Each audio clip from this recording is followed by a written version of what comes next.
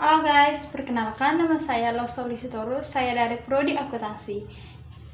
Nah, di sini saya akan menjelaskan tentang bisnis bidang perdagangan. Yang akan kita bahas yaitu pengertian bisnis bidang perdagangan, jenis-jenis bisnis bidang perdagangan, dan faktor penyebab bisnis bidang perdagangan. Yang pertama, pengertian bisnis bidang perdagangan.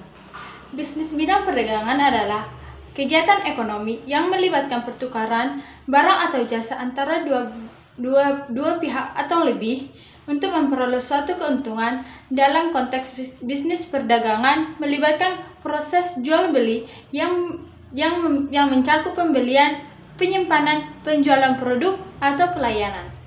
Jenis-jenis bisnis bidang perdagangan. Yang pertama, toko retail, yang kedua, grosir, yang ketiga, e-commerce, yang keempat, pasar tradisional, yang kelima, agen dan distribusi, yang keenam, pusat pembelanjaan, yang ketujuh, lelang, yang kedelapan, franchise, yang kesembilan, dropship, yang kesepuluh, perdagangan internasional.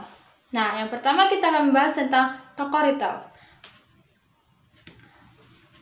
Toko retail adalah suatu tempat atau usaha yang menjual produk atau jasa secara langsung kepada konsumen akhir untuk penggunaan pribadi atau rumah tangga. Nah, contohnya seperti supermarket, minimarket, butik, dan toko serba yang umumnya beroperasi untuk memenuhi kebutuhan sehari-hari.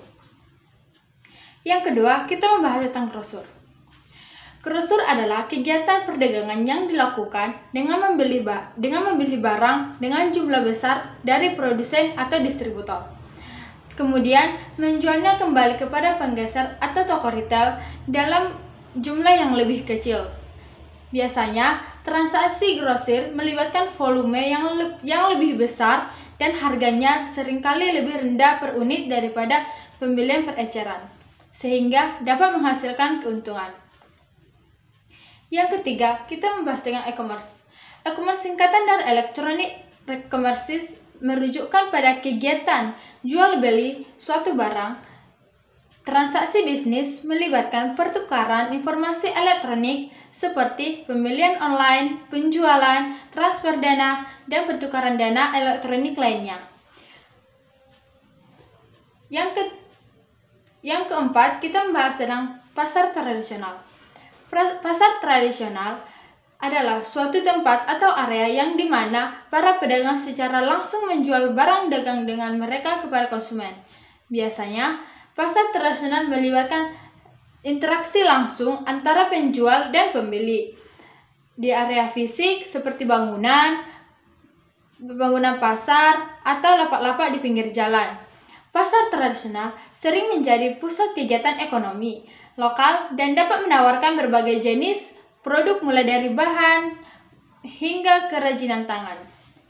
Yang kelima, kita membahas tentang agen dan bisnis.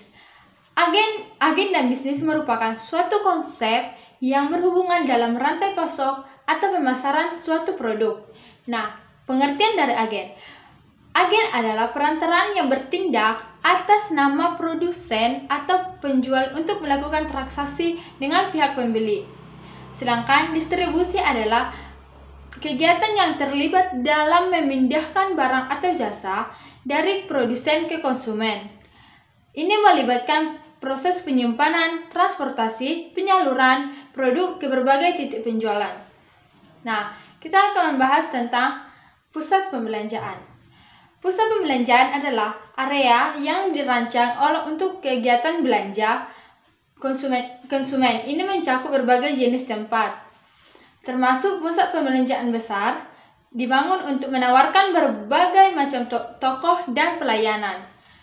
Pusat pembelanjaan biasanya memiliki tujuan untuk menyediakan pengalaman berbelanja yang nyaman dan menyatukan sejumlah suatu bisnis. Contohnya, mall. Lelang. Lelang adalah proses penjualan barang atau jasa yang melibatkan penawaran dari beberapa pihak yang bersaling mendapatkan barang atau jasa tersebut. Penjual biasanya menetapkan harga awal dan peserta lelang dapat menawarkan dengan harga yang lebih tinggi. Peserta dengan penawaran tertinggi pada akhirnya lelang memenangkan hak untuk pembeli atau menggunakan barang atau jasa. Lelang dapat dilakukan secara langsung di tempat fisik atau melalui platform online. Praksis disebutkan dengan waralaba.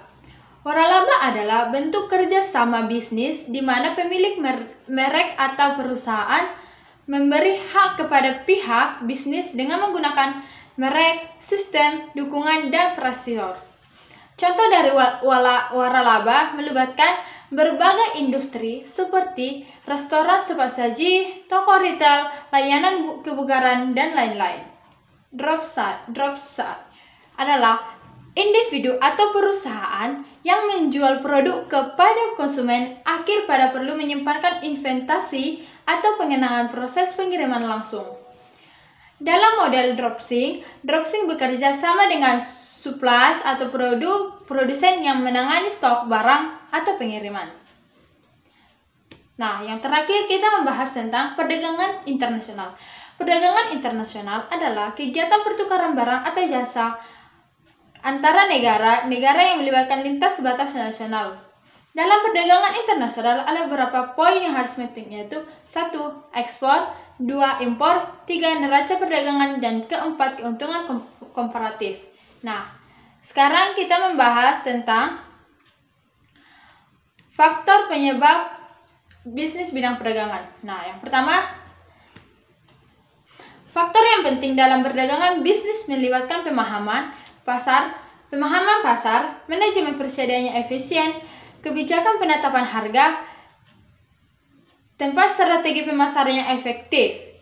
Kesuksesan bisnis berdagang sering kali tergantung pada kemampuan untuk memahami dan merespon dinamis para pasar serta memenuhi kebutuhan dan keinginan pelanggan. Oke, sekianlah hasil presentasi saya. Jika ada yang salah, mohon maaf. Sekian dan terima kasih.